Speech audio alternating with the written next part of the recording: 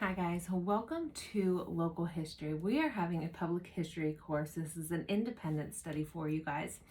And what we're going to be talking about, looking at, are some different events in local history that I think you guys are going to find really interesting. We're going to cover this course in 3 units. We're going to look at the Johnstown Flood. We're going to look at the banishment of the African Americans and Mexicans from Johnstown. This happened in about 1924. Early 1920s. There's a lot of racism. A lot of people don't know about this, so we're going to learn about that. And then we're also going to learn about Lily's stance against the KKK. I have an interesting article for you guys. Lily is really accredited with stopping the advancement of the KKK up into northern regions of the country. So we have a lot of really interesting history right around us. Now I have 4 books that we're going to be looking at. I'm going to hold them up here and talk about each one.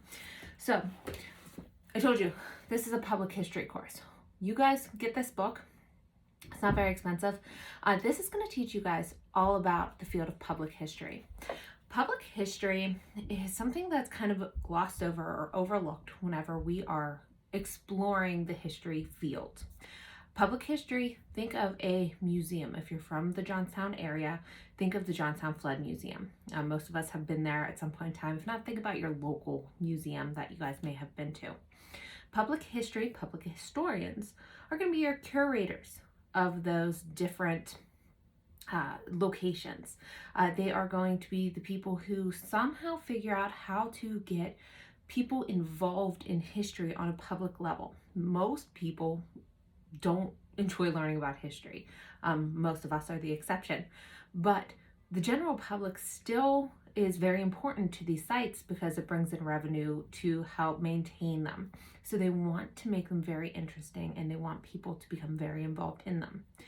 Public historians, you can work in a variety of different fields. You can work as a state park officer. You can work, like I said, in museums. You could work down at Old Bedford Village and be one of the live history actors. There's a lot of different subcategories within public history, and we kind of ignore it largely and just focus on academia whenever we're talking about history. And I want you guys to take a moment and really look in this public history field, because a lot of you might find that these jobs are great jobs. They're difficult to get because once people get into these jobs, they don't want to quit, they don't want to leave. So they literally will die in the position. They'll never retire because they love their jobs. While it's challenging to find a job in this field, it's very obviously rewarding. So it's something that, you might want to kind of keep in the back of your mind. Being a public historian, you guys in this course you're going to actually, as your final project, you're going to have an interview with somebody, and we'll talk a little bit more about that later on, and you're going to transcribe that interview. I'm going to talk you through all of that, so don't panic when I say that. But we're going to make our own public history about one or all 3 of these kind of bigger events, and like I said, I will talk about that later on. Now, public history kind of branches out into the archives, into librarians, those different types of areas, and a lot of preservationists come along with this field in itself. It's very fun to get in the archives and get your hands on things. And I really am going to try to bring that into this history program now that I've kind of gotten an opportunity to alter it and change it in a way that I think will benefit you guys. So the very first unit we're going to talk about in this class is the Johnstown Flood.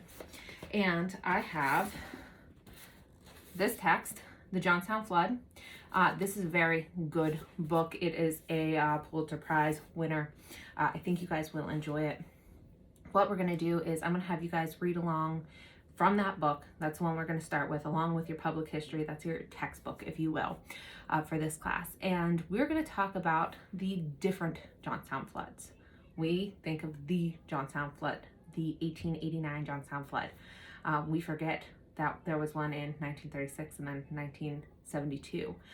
There are faculty members here at Mount Aloysius that you can interview that lived through the 1972 flood that would be very eager to talk about their experience with that. And whenever I say you're going to do interviewing and speak with somebody, it's going to be somebody that if you're not on campus, because I know this is an online class, you can just do over Skype and record it. So you're going to have a lot of opportunities, but this is going to give you the opportunity to research and learn about these topics a little bit more. The other two books that we're going to look at is The Banishment from Johnstown. This one, very interesting. This is going to talk about the banishment of the African Americans and Mexicans from the Johnstown region. The mayor was very racist at the time, and he did everything in his power to get a big group of immigrants who had come into the region within 7 years of this act. He worked to have them removed from the area. So we're going to talk about that. And then lastly, I have a book about the KKK. This is going to go along with Lily's stance in the 3rd unit. We also are going to explore the Jim Crow Museum of Racial Memorabilia and a whole bunch of different things. Again, you have access to it online. It's going to be an online activity for you guys. So over the course of this semester, what you guys are going to have to do, you can look at your syllabus and review this syllabus along with me while I am actually talking about it here. I'm just going to pull it out in front of me so that way I make sure we're covering everything I want you guys to know and be aware of. First of all of your assignments are going to be due on the Friday of the week they correspond with. They're going to be due by midnight. It's in Canvas as 11:59 p.m.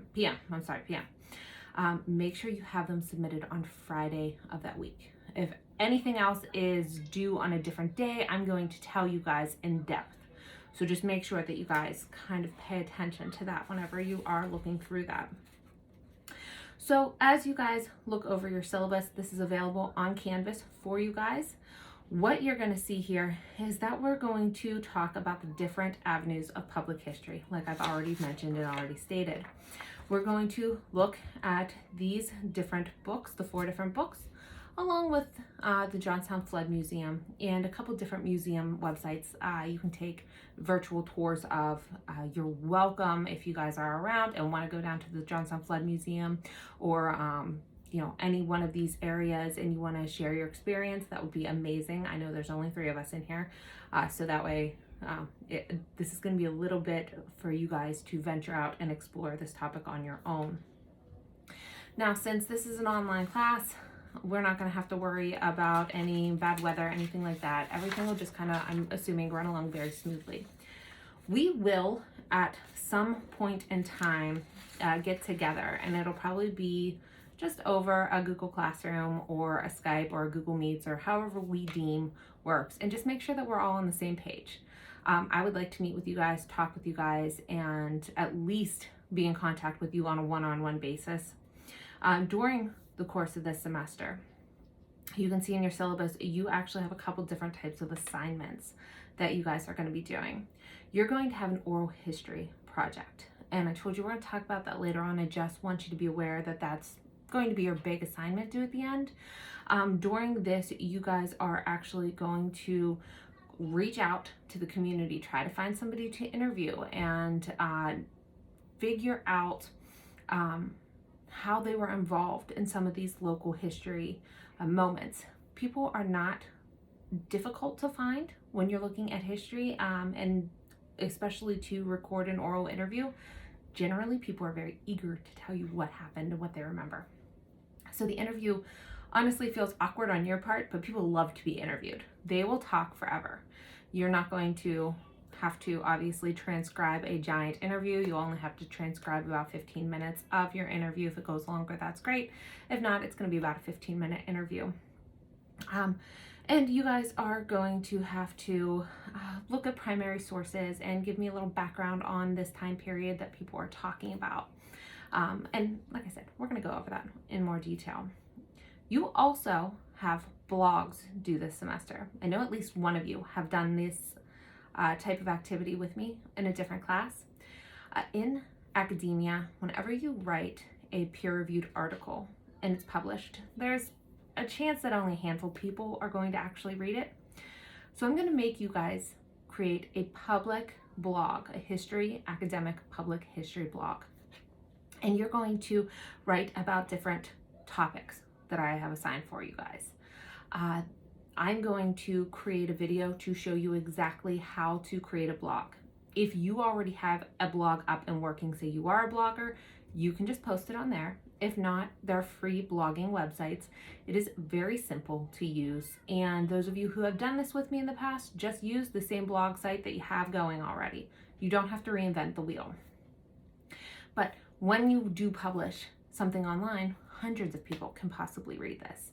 And I can tell you from my personal experience, my academic blog has actually gotten me the attention from publishers, and I am writing books for publishers now because of my academic blog. So this is an opportunity for you to get your voice and your words out there, and you never know where it's going to come. I certainly didn't publish mine thinking that a publisher would reach out to me and want me to write. I did it for my PhD program. I just had to do it for an assignment, and something good came from it. I want that for you guys as well. You're also going to have to do 3, they're called critical analysis of sources. What you're going to do is you're going to find a primary source, and you're going to basically analyze how good of a source it is, how helpful it is.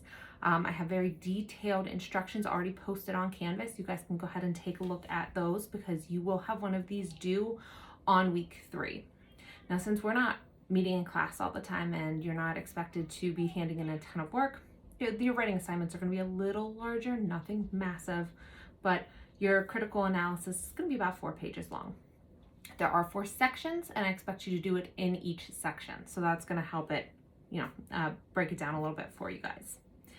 And then we are going to have some discussions. We will get together as a group. We're going to talk about the things we read. And when I say get together, it might be virtually.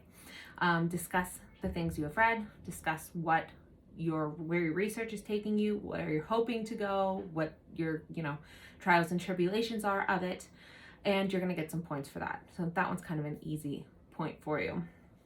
This first week, what we are doing is I'm just giving you a basic overview of the class, and then I'm going to also be posting another video. I'm going to try to make my videos about 15 minutes long, short videos, because I know it gets exhausting listening to us ramble on. And I'm going to talk about public history. I'm going to talk about the first chapters of it. I'm going to start doing just a little introduction to the Johnstown Flood. So look for that. Each week, you're going to have some readings. You're going to see a little video by me, and then we will decide whether we meet that week or we're just in contact on discussion boards. But since it's an independent study, we do have flexibility in how often we meet and how necessary it is for us to come together. But what is very critical is you adhere to these deadlines and due dates, okay? Everything's got to be submitted on Canvas. That should make it nice and easy for you guys. But I think that covers, what I wanted to go over from the syllabus. You guys look over the syllabus. Let me know if you have any questions about anything, and we can go from there. So I am so excited to start this local history course with you guys. I can't wait to see where this goes. I'm really hopeful that this course is going to develop into something really neat in the years to come. So talk to you guys soon.